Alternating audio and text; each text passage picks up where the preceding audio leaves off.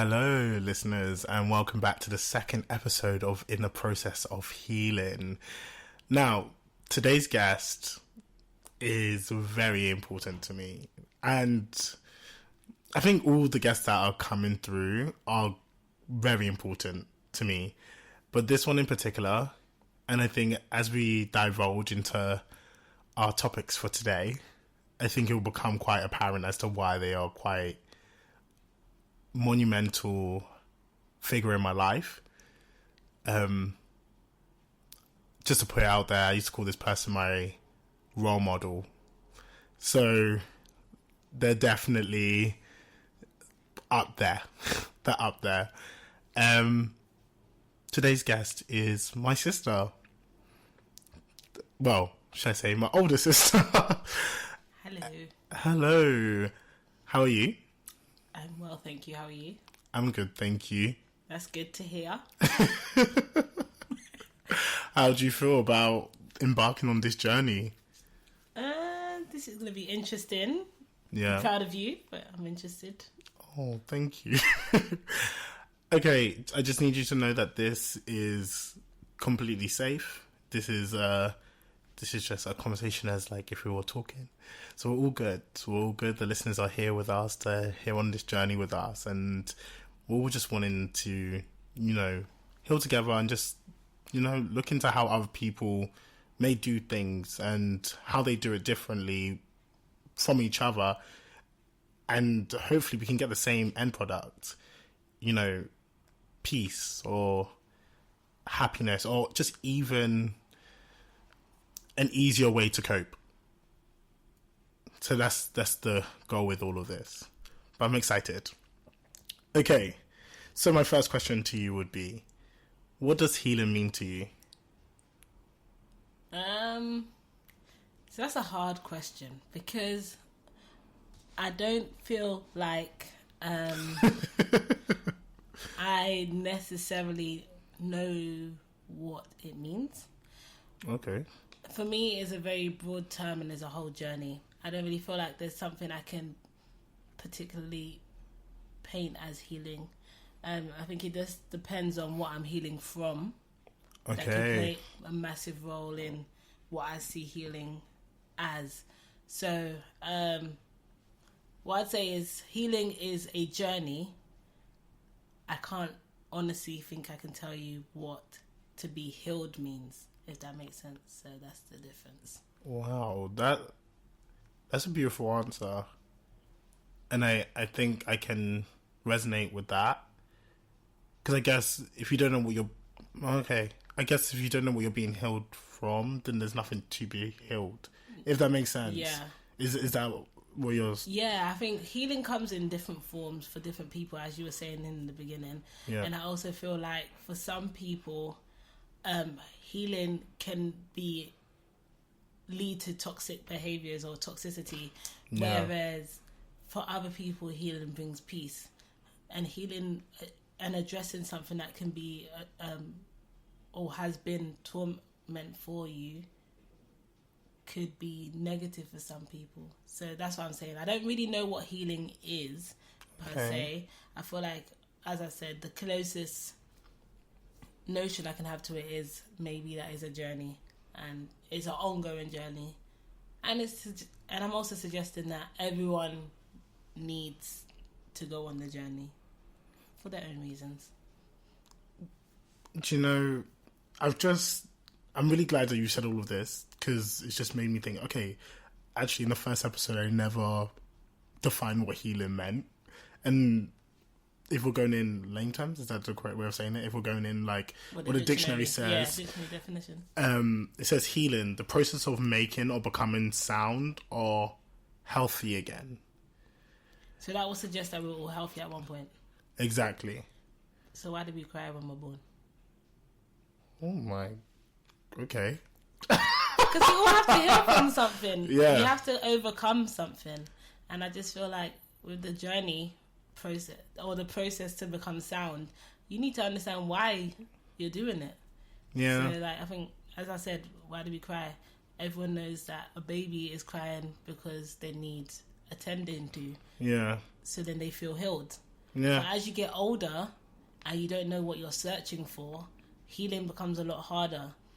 Yeah. And that's why I'm saying it can become quite toxic for some people because they don't know the right way for them to overcome it. So they go down negative routes or go down routes that may not take the most positive shape in other people's eyes. Yes. It works for them. But I love what you just mentioned. That one, it's all about you. The most important part of your healing journey, or to be sound, or whatever we're defining it to be, is to find what works with you first. It can't involve someone else in that process. And that's like one hard thing I think I was discussing in the last episode. As you know, the first episode was with Mum. And I don't know if it's a verge of like, is the catalyst for wanting to heal because we see other people happy? Or so-called happy, because we've got many of ways of seeing people happy. You know, people use Instagram to say, I'm having the best time of my life. But then, you know, if you know that person personally, they might be going through it real bad. And so it just makes me think, as much as we keep saying we're doing it for us, what do you think a catalyst would be? Because I know from myself at least, it did come from a place of me first. But then I also do see the knock-on effect that carries on through to, you know, family or friends. So, two things I wanted to address is the first one you said that it can't come from anybody else. And I think that's an interesting thing because obviously we have therapy to help us heal. And then I guess is meant to come from someone else. But it depends as well which type of therapy you go because obviously CBT is meant to encourage you to do it by yourself. But with some guidance. And the other thing I was going to say is linked to the second part you were saying, the catalyst to change. The catalyst should always be you. So even if someone is going to help you, you should always want to do it for yourself. And I think a lot of people don't do it for themselves, which is why they can't find the thing that works for them. So when you're doing it to make sure that you're okay for other people or to make others happy, I think a lot of the time that is the reason why the real healing doesn't happen. You know, because ultimately your wound is synthetically being healed. It's all about like how you want to appear to others. So it's almost like putting a plaster over a broken leg. And I mean a plaster from the cupboard, not a plaster as in a cast. Yeah, no, I so get you're it. using the wrong thing to try and heal you. Wow. Okay. So I was like lost for words because I don't know. You know, we always made this joke. Oh, you don't understand Khaled language. Oh yeah. But like as you talk, it makes sense to me. Oh, thanks. I don't know. I mean, I've been around you for long. That's fair. But like, it's like it was like a mold of Tahira and Khaled language because it just made sense, and I get that, and it's so true. It's like trying to mend something. It's something that's not going to work. Yeah, you're using other people's methods to try and heal something in their way, and it won't work for you. Yeah, you know. It's interesting because you did mention therapy, and I'm glad you mentioned it. As you know, I did therapy. Kudos. Thank you. Likewise. Yay. Kudos. Thank you. I always say to people, it wasn't instant. I think people always think, oh, you went to therapy. That meant that I met one person and it was great. No, I met like 5 different people. Yeah, to find the person. To find the one that worked for me. And I know I did have already quite strong-minded beliefs as to who I needed to be my therapist. Yeah. And I don't know if that worked against my detriment because I was so persistent on being like, okay, it needs to be someone, you know, from my background. It needs to be someone that understands sexuality. It needs to be someone that understands, you know, a sibling environment and so forth. Did you get that? No. Okay. No. Like, when I tell you I did like, oh my God, I did using your imagination therapy. I did breathing technique therapy. Oh, that sounds like something you'd like, though. Exactly. Oh, okay. Never mind, I get it. In the nicest way to that person. It might hit their methods. I don't want to, well, kind of just bait it out, but I said he already. His methods weren't, like, he made assumptions about me. And part of my problem was people always making assumptions about me. Yeah, exactly, yeah. And you probably said that already to him. Yeah. And then he was like, oh, you know, one day you'll be able to get a car. I was like, okay, no. Was your issue like material goods? Or? No, but that's the thing. I was like, why would you say that? And he was like, and then you can move out. And I was like, okay, this guy, you don't know my situation, but you're. I did this for about 5-6 weeks, and I don't know. I knew from the second week. I think I knew from the first, but I knew definitely by the second. Yeah, it was confirmed by the second, and I still carried on because I was like, this must work. This has to work. And I think it goes back to your synthetic thing. It's like, as you said earlier, it sounded like something that I would like. Yeah, breathing meditation. That is so my bag, but it didn't work. It was synthetic. It wasn't real. It didn't work for me. Yeah. But then I realized when I finally found the person that worked for me, and it's really strange. And actually, maybe talking therapy.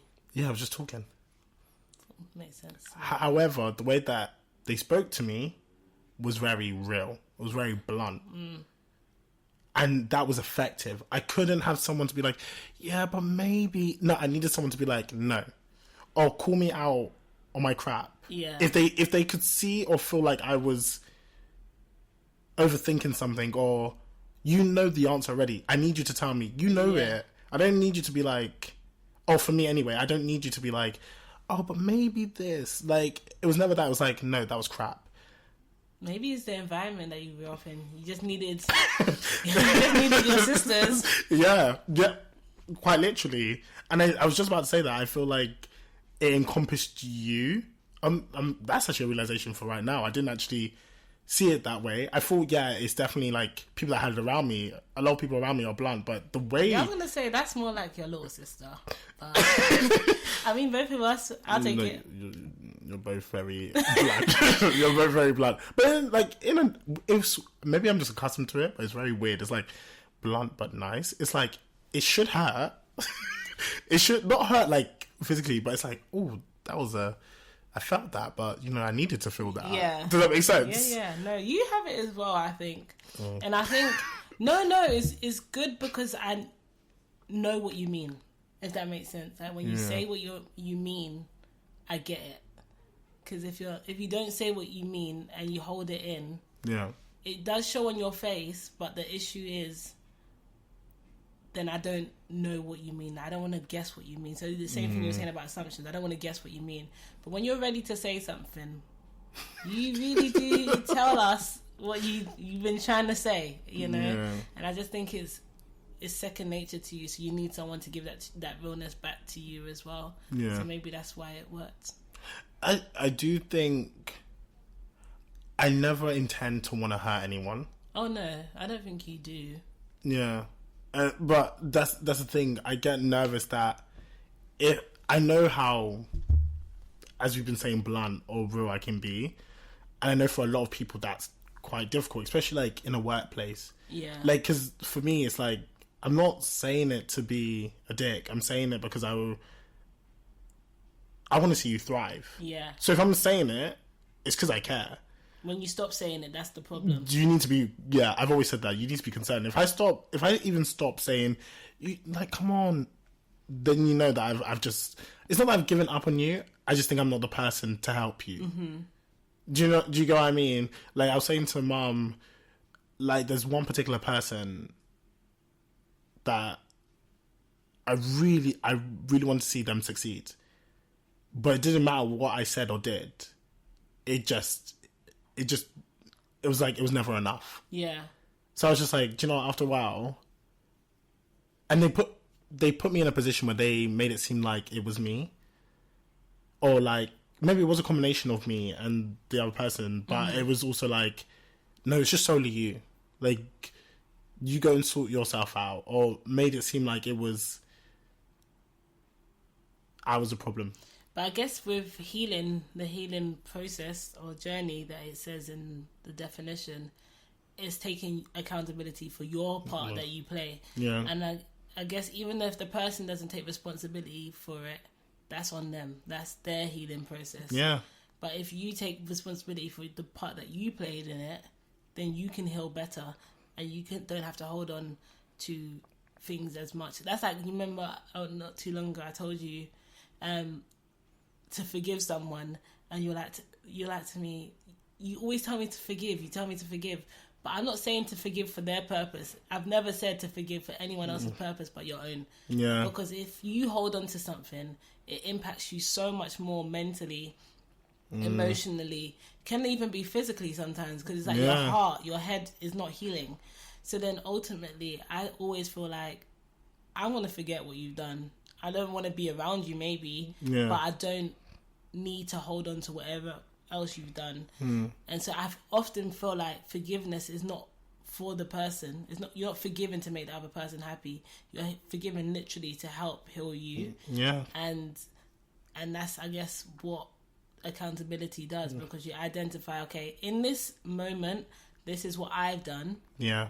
As an individual, it's not all on me, but if the person is not going to identify their factors to play in this situation, then I've accepted my faults and I'm going to move on and keep my distance. I hear that. It's interesting that you bring up the forgiveness part, because I do remember that. And I was just like, I remember the first time you said, I was mad. I was like, I have, like, not that I knew I hadn't. Yeah. But I was kind of like, I've forgiven the parts that I needed to. Yeah.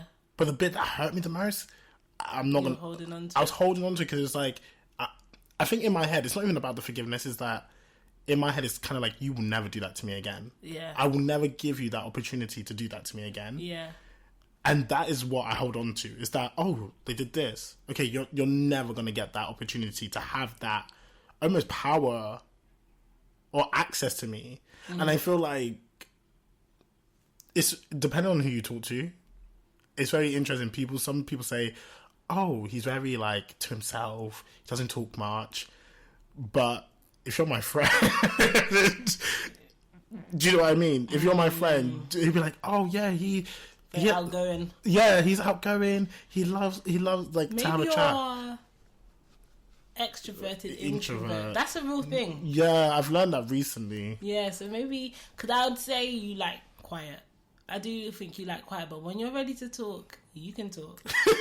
So, but you were very chatty when you were little. Like, very, very chatty, very, very bubbly. Very, very extroverted. I don't even know when that stopped, because you were extremely extroverted. And I think maybe that's part of your healing. Maybe you'll come out and be like that again. Maybe this is just how it's going to be from now on. But ultimately, I still see glints of your younger years sometimes. But in terms of the not having access to you and doing that again, in terms of what you were saying earlier, I think that's a really interesting way of seeing it, because I think that's the element that people really misconstrue about healing and forgiveness, that you have to forget. No one's begging you to forget anything. Yeah. Like, no religion, no like atheist, no anything in this world, spirituality is expecting you to forget. That's why we have memory.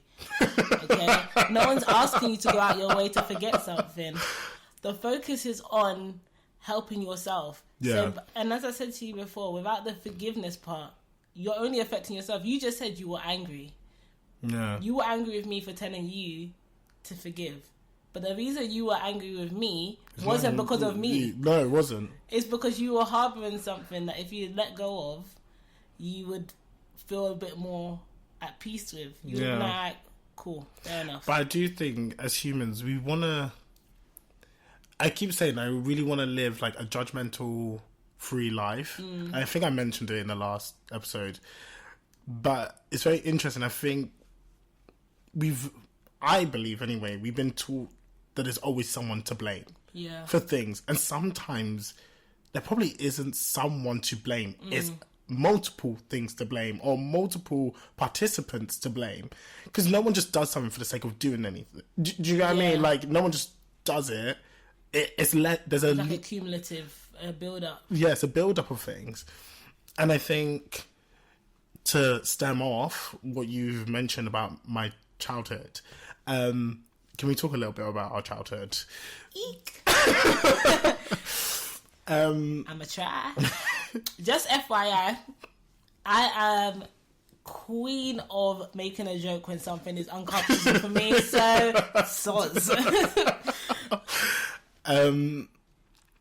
I would say I've always kind of wanted to have an open discussion on such platform, that being via when I make choreography, you know, my musical, so forth. I just wanted to highlight some things, and I've always said that I want to be this voice for youths, especially men, especially black men also included. You guys have the worst mental health. Yeah.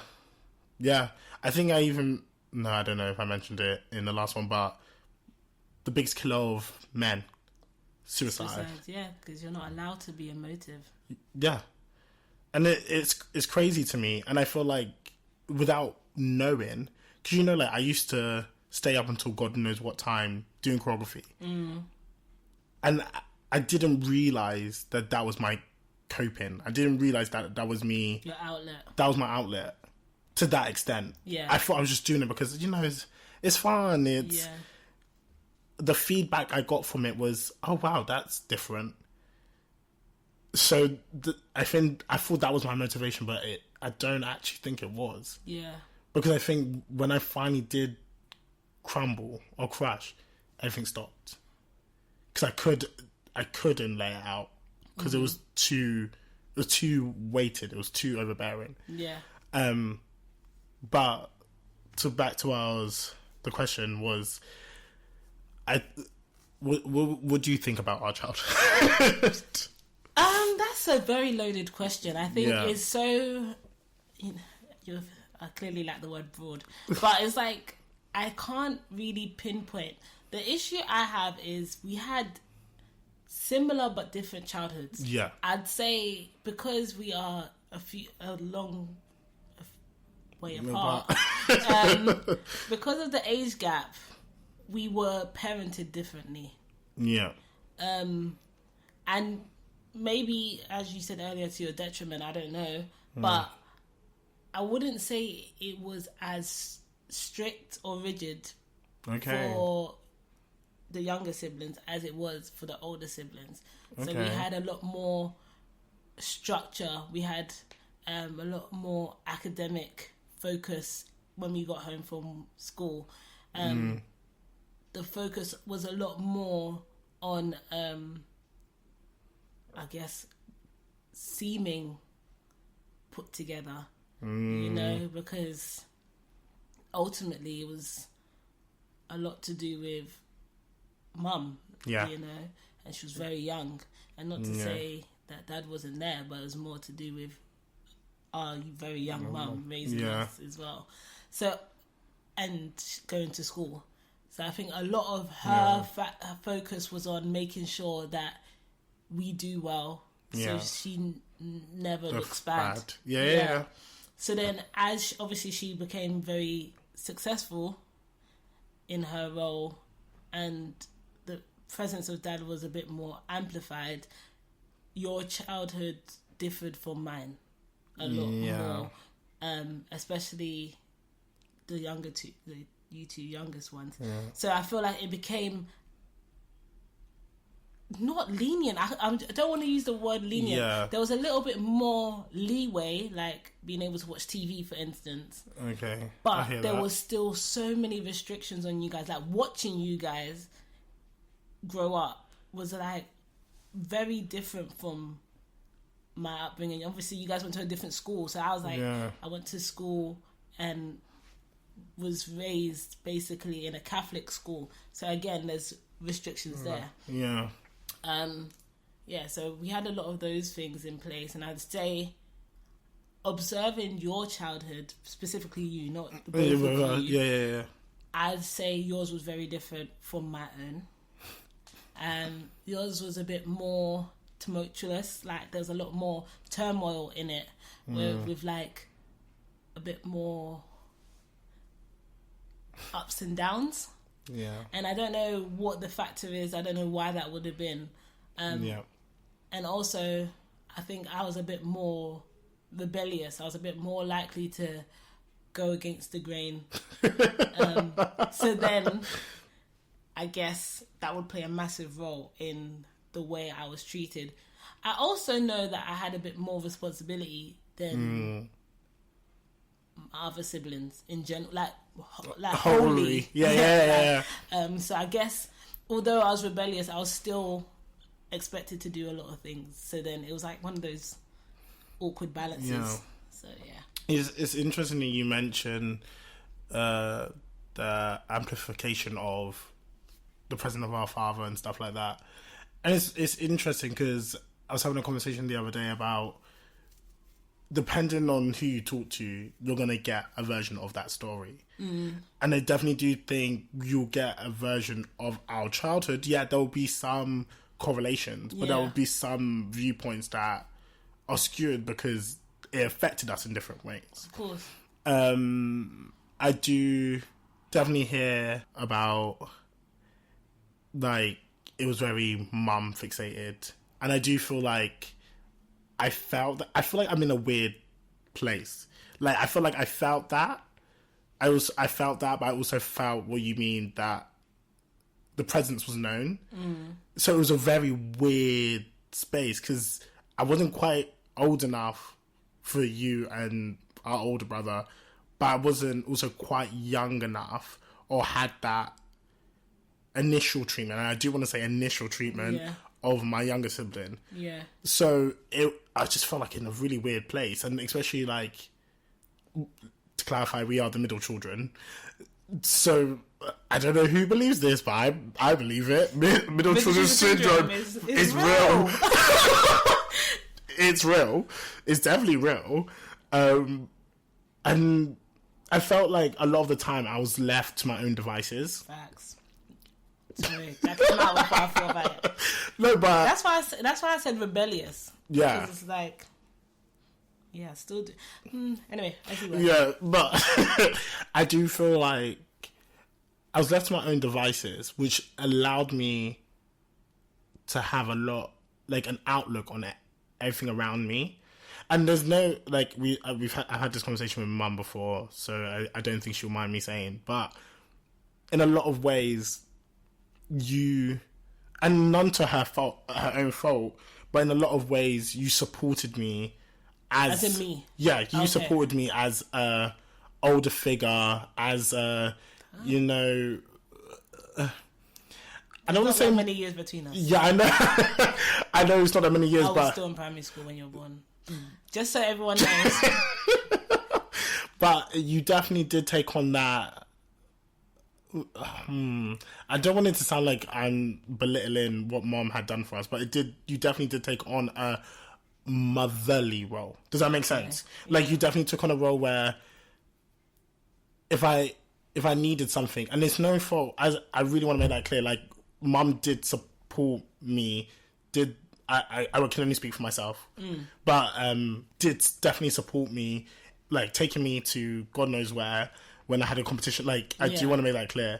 But also, the fact is, when I had late gym, or if it was too dark or whatever, you would walk with me. Or if I was at after school club, that place. Anyway, you took a lot of the.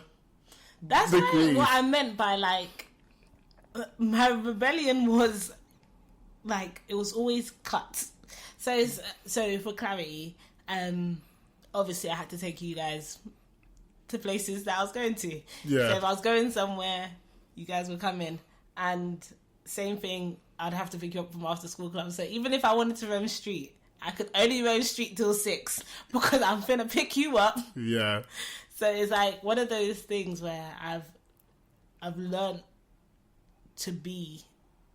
No, I wouldn't even say responsible because I don't think I'm responsible. I don't even think I'm an adult in my head. But I've learned my role in the family. Yeah, that's actually a really good way to play. Yeah, I think that's a good way to say it. I feel like I know my role. Know your place, boy. No, but like I do think I know my role, and that's. I do think I'm definitely the quirky one. I'm definitely.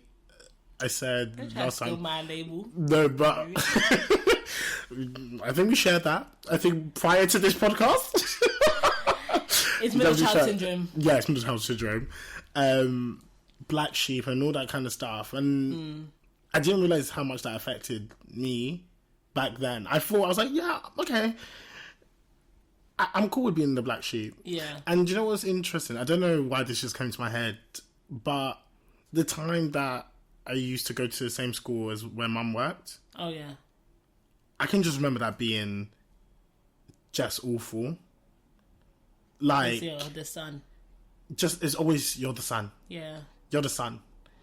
And it's like, I'm more than just the son. You don't have your own identity. No. And I guess that's something that... Because interestingly... And obviously your listeners won't know, but of all of the siblings, you're the only one that's changed schools.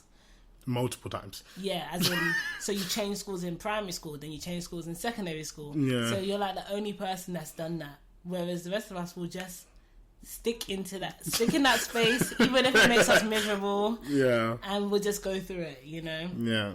And I think that's very telling of the person you are. You adapt very well, obviously. Yeah. But also you seek to find your own identity, and I think that's such a blessing because, like, obviously you went on to go to a creative school, and you were able to venture into your creativity again. And this is what you were saying earlier about your choreography.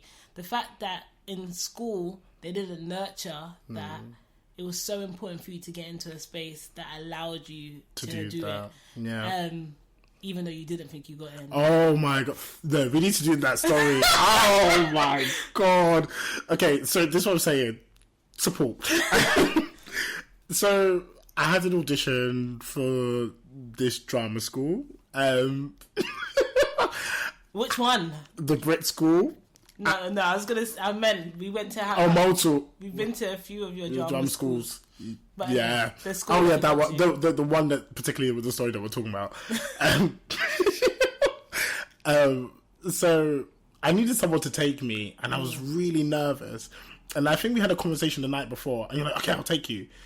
Like I can't remember. I think I was venting on about, okay, what if I don't do this correct, and what if I can't sing and all this kind of stuff. Yeah, because do you remember you did. I originally applied to do just dance. Yeah, and they turned me away and went, I think you should do musical theatre. Yeah, and I was so like, are you serious? I was like, what do I know about musical theatre? Like it was. You're like looking at the schedule and went, how do they think I can sing? I said, you can't sing.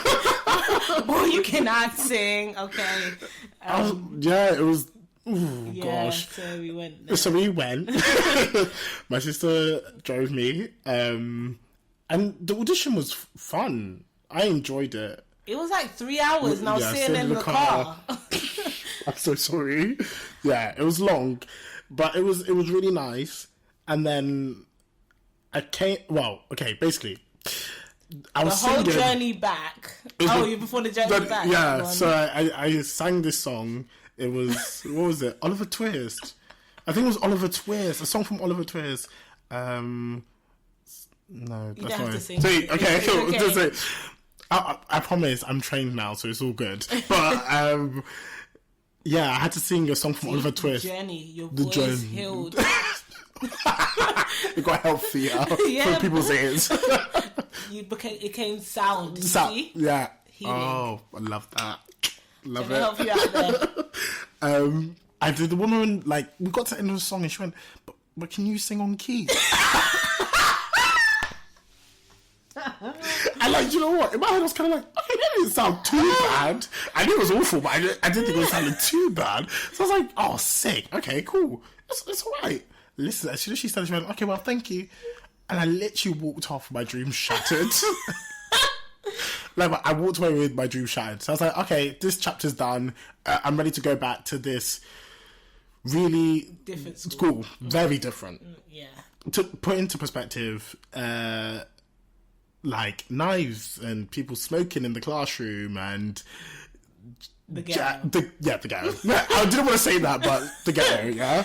So got into the car now, and the whole way back, like, you were kind of like, oh, so how did the dance go? I was like, it went really well, but you know the singing, and you're like, how did the acting go? They're like, they said it was really well. Okay, Khaled. And then they're like, and then you're like, okay, cool, but that's fine. And then I got to the singing. I kept talking about the singing. And you're like, no, but Khaled, listen to everything else that went well. And they told you directly they're not supposed to do that. Yeah. And I was like, yeah, but I didn't get in. And I just remember, like, the whole way. And you're just like, shut up, man. And you're like, if you get in, you get in. And you like close the door. The blackness. It's okay. It was fine. I literally sat in the car for a second. I was like, oh no, I've annoyed her now. And bearing in mind, the journey is about like an hour, and if traffic, an hour and a half. So I don't know how long it took us to get back, but the whole journey, me going, I didn't get it. I think at one point you turned up the music. Probably. You turned up the music, and I was like, Chill does not know me. No, you literally turned up the music and started singing. And like, shit. Yeah, and I was trying to talk, and she was just like, yeah. And I was just like, I kind of needed that, because I feel like you were so secure in my talent or my ability. And this actually goes to show, I don't know, well, I think I do know when my confidence was knocked, but you were so confident in me, looking back at it, and I was just like, yeah, because I remember that night you told Mum the same thing you had told me the whole journey. I said, I'm going to leave. I'm about to get out of here. And I remember, I think that was the point when I semi-lost it. I was like, did you try your best? Yeah. And you were like, yeah. I said, so why are you still talking about it? You can't change it. And I've always said that to you guys, you know, with the tests and stuff, whenever you guys do anything, I'm always like, did you try your best? And that's because that's what Nana used to say to me. If you tried your best, then I can't ask anything else. So, like, if you tried your best, you can't change what you've done in the past. You can only accept what comes in the future. Yeah. And obviously you got in, so... I must have done okay. They helped you train up your voice? No, they did. They really did. They really did. And when I moved on to do like other shows and stuff, it made a huge difference. Yeah. I definitely do feel like I found my lane. I still wasn't confident, which was really annoying. And I think that frustrated me to a degree. Because I feel it's so weird. I bumped into one of my friends at this theatre shows. And it was really nice what he had to say about me. He was like, oh, like, no, Khaled was it. But the whole time I was there, I felt like, why am I had imposter syndrome. I was like, why am I here? Yeah. There's that, so, obviously, I love social sciences. But there's a sociologist, Goffman, he says that everyone plays roles. Like, we literally adapt to a role and play it and manage everyone's impressions of us from this role. Okay. And he just says that we have a loose script of what is expected of us, and ultimately, from that script, we build a character that becomes our identity, and that's how people perceive us. And he's the one sociologist that, obviously, I do love loads of sociologists, but he's a sociologist that resonates, because it's like, absolutely, I wake up in the morning or as a baby, before I'm even socialized, I don't know who I am, you know? And as I get older, there's expectations placed on me. There's different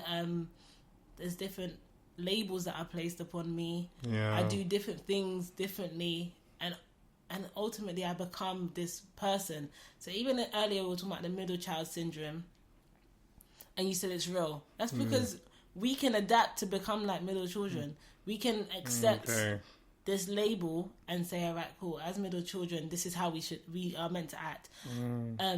So it's similar to this notion around like how you should act depending on your race or your gender or your class or whatever it may be. Yeah. All of these factors will play a role in ultimately the person you present yourself as. And I think that's the same thing. You were saying imposter syndrome. We are all imposters. We're in a world that has a stage, and we can act however we want. But I feel like that's kind of beautiful. No, don't be. What you said is amazing, because I definitely think that is the beauty in it. Yeah, that is you can be whoever you want. And that's what I was saying earlier about you being the only one that changed schools, because you were the only one that was then able to, I wouldn't say change your identity, but to be able to impression manage more people. So you were able to go from being the son to being the first of our family to go to this school. Yeah. You know? So then you set the trend or the identity for that, for our family, obviously to our little sister's detriment. And then you went to this other school. Thankfully, she didn't follow in your footsteps. Did not go there. Yeah. But you went to this other school, and you molded an image of yourself there, where you've still got friends there, and they see you as that. Yeah.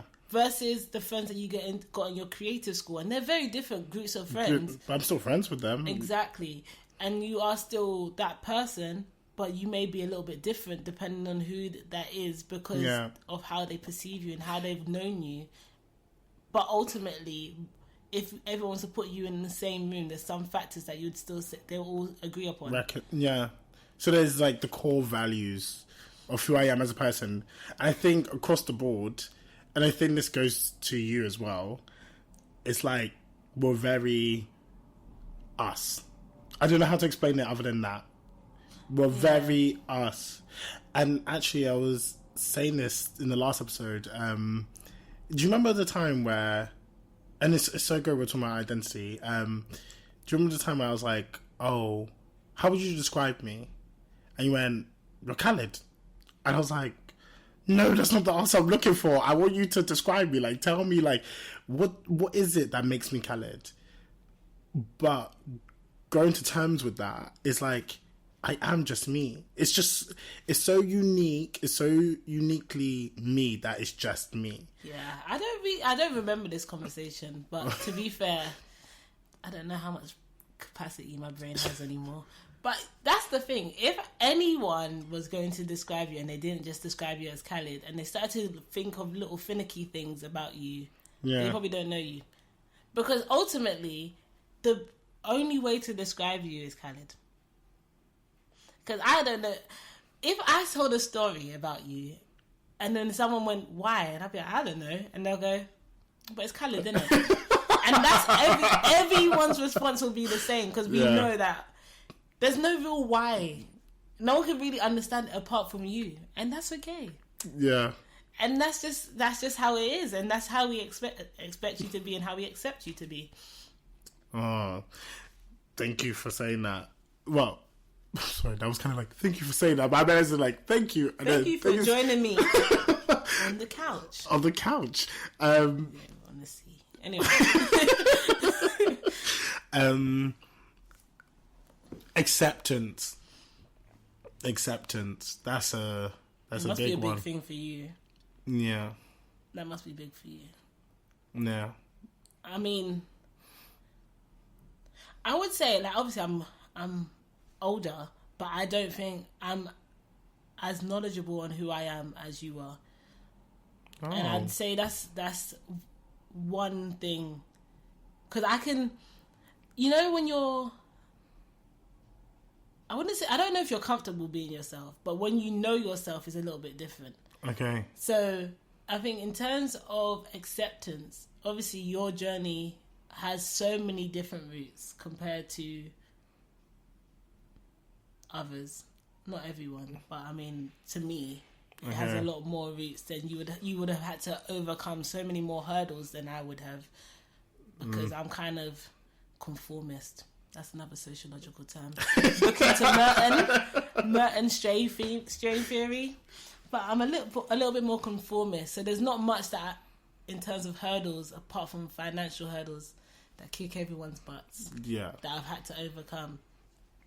Obviously, I'm not saying that my life has been perfect. It's far from, but ultimately, I know your acceptance is a lot more of a journey than mine. Do you? I really want to hold up value to where my acceptance journey started. And it was around a very strange time. Granddad had passed. No, that's not that long. Well, it is, but not that long ago. 10 years ago, coming up. No, it's not that long ago. But I'll be a bit longer than that. Yeah, it's all very fresh. And this is the thing. It's like, that's what I find very interesting. Is that I think a lot of people do look at me and say, "Oh, you know who you are," and I would agree with that.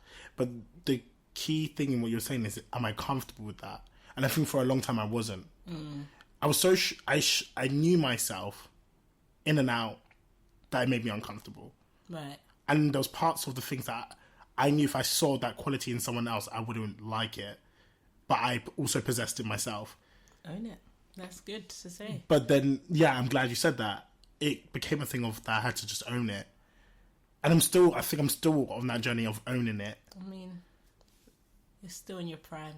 Oh, thanks, doll. You are too. I know this. I know.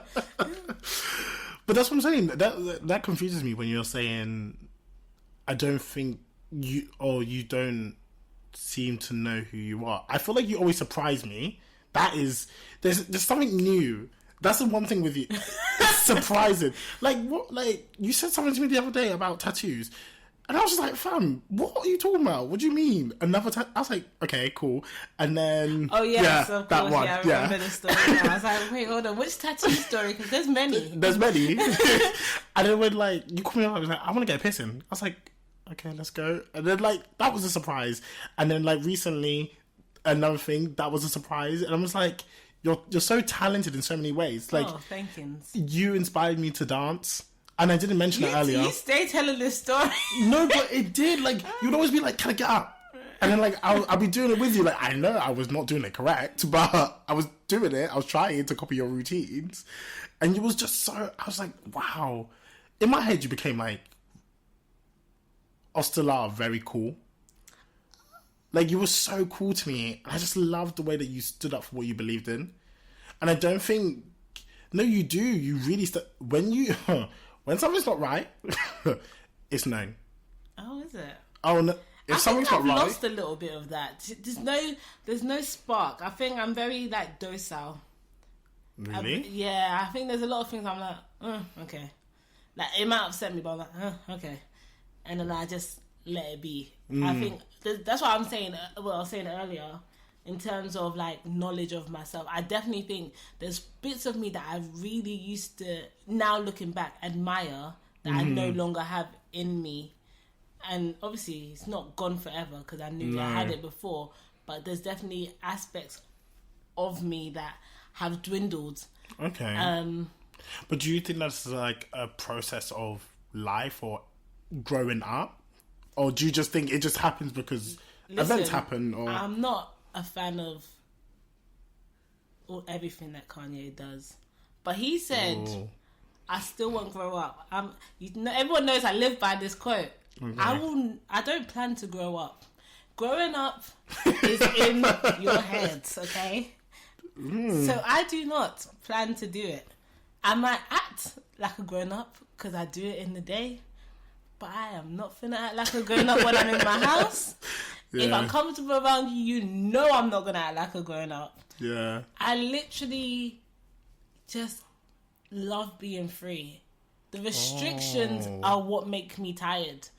Like that's what I was saying earlier about I'm very much a conformist, but it makes me a lot more tired to like do the things that everyone expects you to do. You know, like work makes me not tired in the way that everyone else says, getting up, going to work.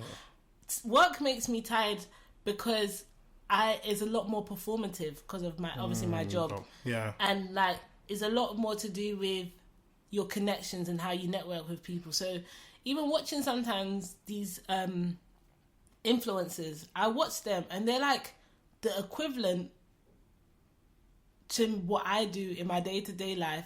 I'm like a mini celebrity in my job. But in a real life, my pay doesn't look like their own. So I'm just very confused. You know? Everyone's shouting my name as I walk down the corridor, wanting something from me. That's such a good analogy. That's such a good analogy. I'm just saying. That's brilliant. That is brilliant. Just gonna put that out there. No, but it's true. Like, I think there's something to be told about knowing your worth. Not letting someone give you your worth. Because tell them. If they can give you your worth, that's all you will ever be. Yes, sir. And I feel like jobs, as you know, for me... Kind of said no. I said no. I now say no, and I stand firm behind it. Yeah. Because I definitely would not be here doing this. Yeah. If I had stayed where people were telling me my worth, oh my God. And I think that's one thing. You know, you said to me, I make you feel confident. I feel like I live vicariously for you, for one. I love it. Watching you live, I'm like, yes. If you don't go on that holiday. But not even just that I live vicariously through you, but seeing you flourish and do what makes you happy, it makes me realize that staying inside a box is actually problematic. And I think that's why I've always pushed you a lot more, because I'm like, right, even though I'm meant to be the responsible one, I'm happy to let you make your mistakes or do what you've got to do in order to get to where you need to get to. Okay. So I'd rather, honestly, be stuck in a position that means that you can rely on me. I don't know if I'd rather, but I'm used to being, but let's change the words. I'm used to being stuck in again, let's not use stuck. In a position where I am a bit more relied upon, if that means that others will flourish and I can live vicariously through them, because your joy brings me joy. Your laugh actually is one of my favorite sounds. Aww. It's because it's just so, like, you know, when you laugh, when you really laugh. Oh, but I do. Oh no. When you go and you run to another room and you're bending and you can't even finish your words, and then there's tears. I'm like, yo. And I just look. You know, I never even laugh with you because I have to take it in. I'm like, wow, you're really laughing. Yeah. And I just really enjoy it because I'm like, wow. I mean, that's why I think I'm the funny one. Oh. I don't know how we got there, but okay, that's cute. That's nice. Okay, who is? Out of all of us. Okay, no, actually, maybe I was gonna say the funniest one is our younger sister. The reason, but I think it's because I'm laughing at her. Exactly. Love you though. Moving swiftly. So I'm the funniest. Okay. You laugh to mask the pain. That's gonna be my stand-up show title. No one take it. What is it? Say again. We laugh to mask the pain. You have to say it like that. I'm not even gonna try because I don't think I can do it. We laugh to mask the pain. Yeah, because I didn't hear the full stop, but you tried. Oh. Okay. Thank you. So. It's question number 2. No, we've gone through the questions. Oh, good. Yeah, we've gone through the questions. You've done it so nicely for me. You made it easy. Comes naturally to me. There's 2 things that I really want to touch on real quickly as we're, coming to a close soon. Yeah. This has been brilliant. What personally scares you the most? Mm-hmm. And 2, you personally, as your sibling, you have, I believe, a great balance in your vulnerability. Thank you. But I do feel like you wouldn't say it for yourself. So I wanted to say it first make that statement first before you understand what I mean, or until you state how you feel about it. But I think you have this. I can't explain it. It's something that can't be taught. It's like you're vulnerable at the right time, just the right amount. And then my God. And then yeah, like a gangster. I learned it from the streets. Oh, what streets? Your bedroom? Like, sorry, 6 o'clock. That's what I'm gonna say. Am I the funniest one? No, absolutely. I don't even think you're top 4. But there's only 4 of us. Okay. Are you saying I'm the least? I don't think I'm the least. I think I'm second. Personally. As in after me? Do you know why I say? No. Because little one's funny. the little one is not funny. They're just very matter of fact. And it's the way that it comes out that's funny. I think I'm funny. And also random. I'm random. No, you're not random. She's random. Oh yeah, no, she's bare random. Sometimes it just comes. I don't know what the hell. Like, you know, like she'll message me, and then like it'll be just like a collection of pictures that just none of them make sense. Yeah, that's why I think she's funny. I love it. I don't know, because sometimes I think the older one is funny, gives me jokes. Am I laughing with or at you? Oh dear. Yeah, maybe it's similar to you and the little one. Yeah, I think I'm laughing at her. You know, toast. That's what I've got to say. Yeah. But the question. What was the first question? What scares you? What scares me? Your like, how do you? If you believe that, I don't know if you believe that about your vulnerability, but what, you know? Right. So what scares me the most is actually the opposite of what scares you the most. Okay. I'm scared of not living my full potential. It petrifies me, and it makes me so sad sometimes that I'm just like, yo, like, do something. Like, if I feel sad and I won't get up, it's like I've just wasted a whole day, and then I feel angry, and it's a cycle. Yeah. But so my fear, rather than dying, I don't give a heck. But my fear is more to do with not living, and not enjoying the life I'm living. So like, you know, before I used the word stuck, and the reason I changed the word stuck is because for me that sounds really like finite. Final, exactly. Yeah. Like I can't make a difference. I can change that. So then I feel like if I don't live, I'm making myself stick. Whereas I want to enjoy, I want to seize the day. And that doesn't mean like I have to do anything amazingly big. I just want to enjoy. Like I really like walking. Something that fulfills you. Oh, same. I just love like it. to walk. Yeah, you know, just to be. Yeah, just to be outside, to look at stuff. I like to put my headphones in. I also like taking pictures. You take really good pictures. Thank you very much. Sunsets. Yeah, I really just like outside, like trees, plants, animals. I like small stuff, and it's like there's little things that bring me so much joy. So, not even being, and I don't even like being outside. That's another thing. It doesn't even make any sense. Like the contradictions just continue. But yeah, so that's for me. My thing that scares me the most is not living. Okay. In terms of vulnerability, it's interesting that you say that, because one thing that I've been working on for years, and when I say years, I mean, I think the first time I said it out loud, I was 20. Okay. So before that, imagine how long I was working on it. And in the back of my head, I just think it's so important for me to work on my vulnerability. And I've said it to so many people. I was like, I just want to be more vulnerable. I want to be more open. I'm so guarded. And I can see when it happens. I can feel myself going into myself, like caving in, building. I don't even slowly put the wall up. You know, it's one of those automatic gates. Yeah. The shutters go, and I'm like, yo, you can't come in. Yeah. You know? And so when you said I'm vulnerable at the right times, it means a lot, and it's very meaningful to me. It's very important, because it's really something I want to work on. And every year, if you ever look at a vision board I make or any notes I take, I always say, I want to be more vulnerable. So I do really strive towards it. So thank you. No, I'm more than happy.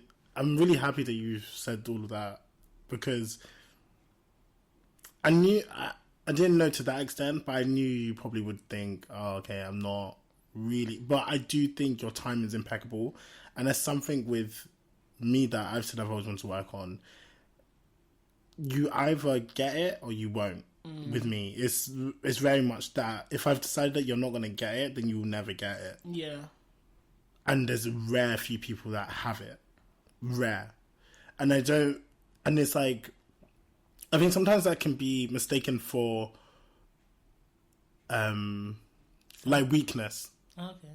And I think a lot of people, because it's so interesting, I had a predicament with the person that thought I was just quiet, like was saying stuff about me, but because I was quiet to them, they didn't realize that I had been not taking note, but just being like, you've been saying a lot of stuff. So when I said, okay, can I have a word? I was like, you've been saying a lot of stuff, and actually it's not even respectful. Like, if you wanted to say those stuff, then say it, and we can have a conversation about it. And I'm happy to do that because it's going to make me grow, and hopefully it's going to make you grow. Yeah. And we could maybe have a better relationship. But now I feel like that's been severed. So I don't really want to have that communication with you. I don't want to have that relationship with you. And you don't know me. to make that assumption, I guess it goes back to that again. And it goes back to when people think that you know yourself.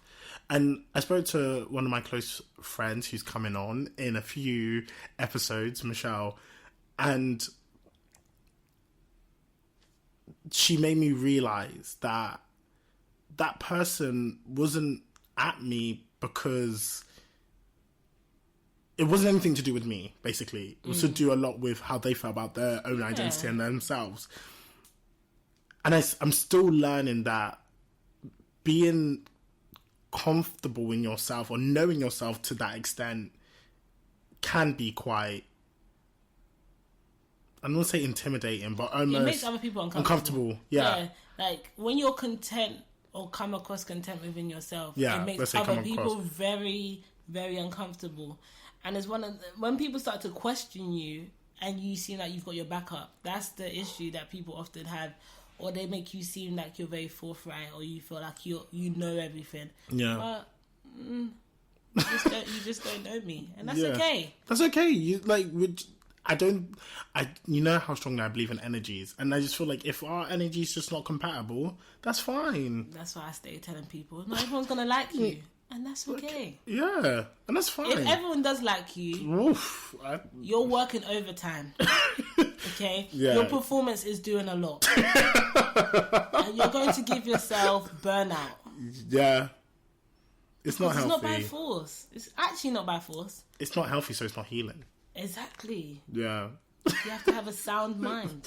A sound. I love how you're retrieving back to... I love it. I just don't even get how you can define sound. That's the part that's lost me, but it's alright. I'm just going to keep using it. Okay. Okay, so we'll get into the end of this. Mm-hmm. So, in every podcast, my goal is to give people a task to take with them throughout the week. So, I'm going to start off with a task that I want to give people for the rest of the week. If you have one, you can contribute one. If you don't, that's perfectly fine as well. So the one that I have this week is about gratitude. Now, I wrote this one specifically for this podcast because that's something that you've taught me. And I think it's really important. Like, you always used to tell me, okay, but what's gone well? And it's like the story from my audition. You went, but what went well? So I think sometimes just having a bit of gratitude, even if it's for the smallest thing. Yeah. You woke up. I brushed my teeth. I hope so. No, but do you know what I mean? Like, write it.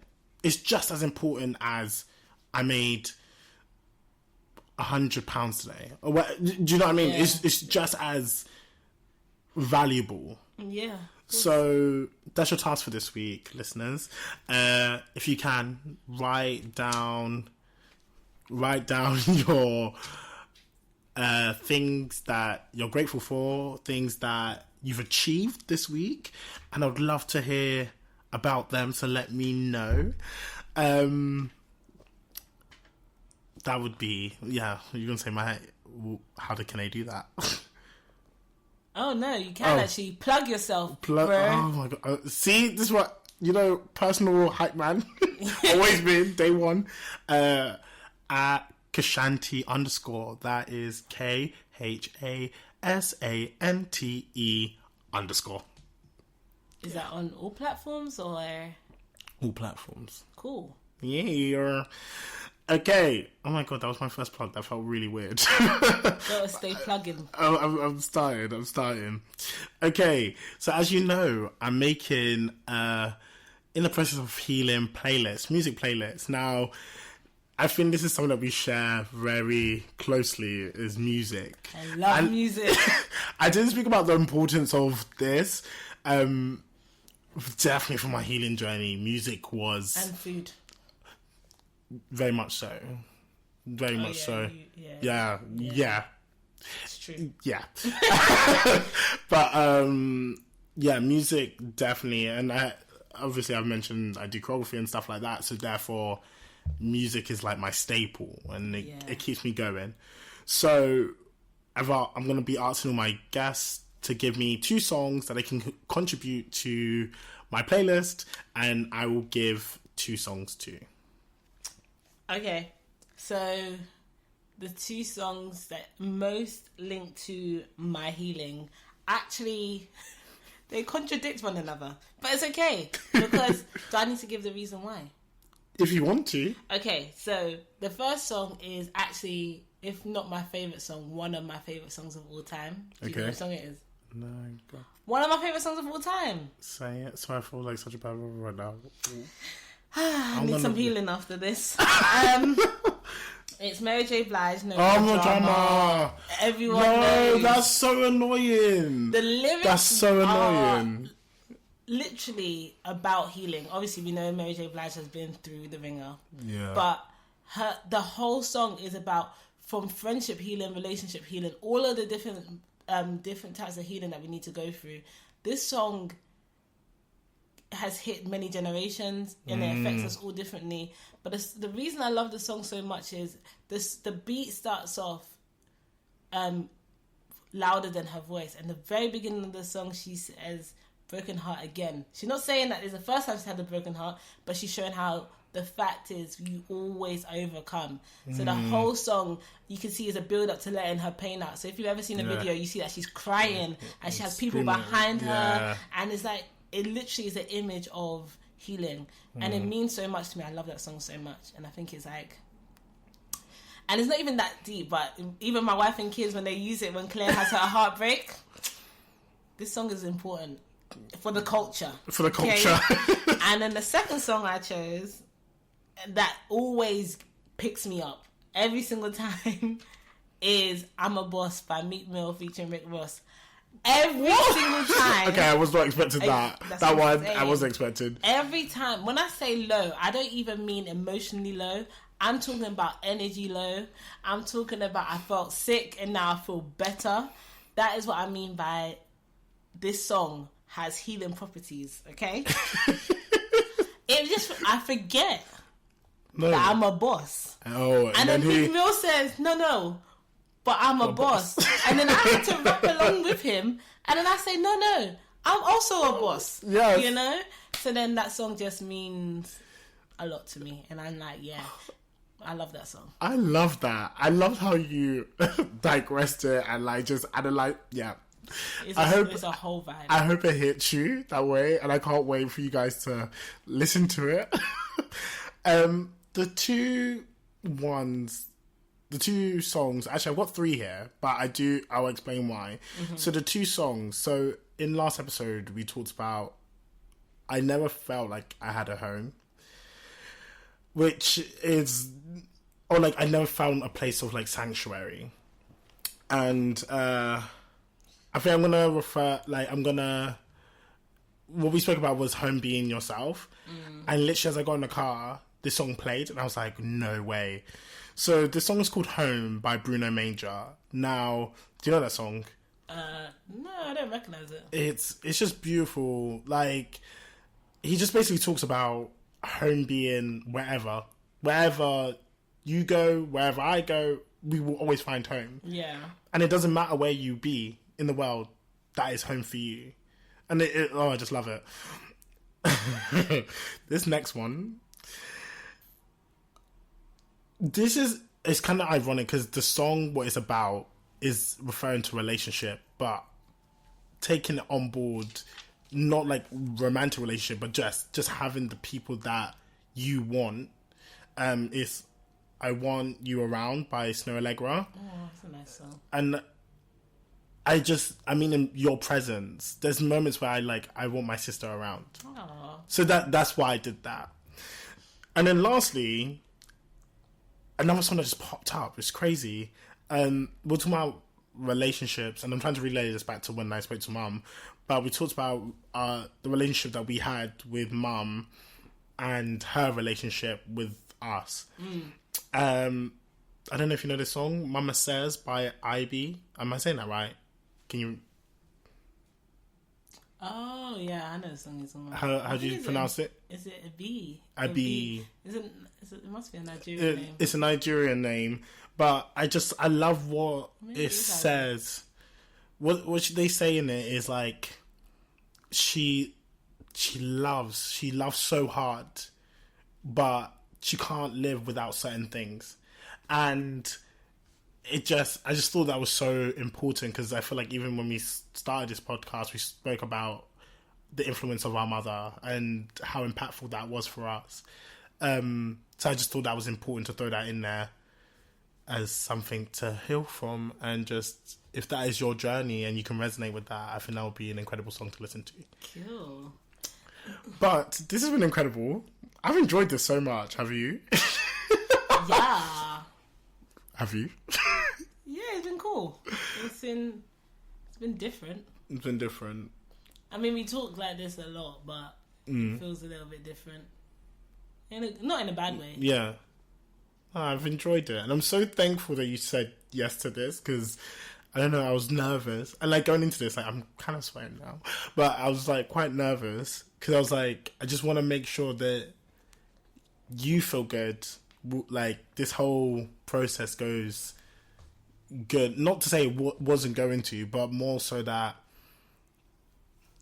we're reaching out to the people that need this.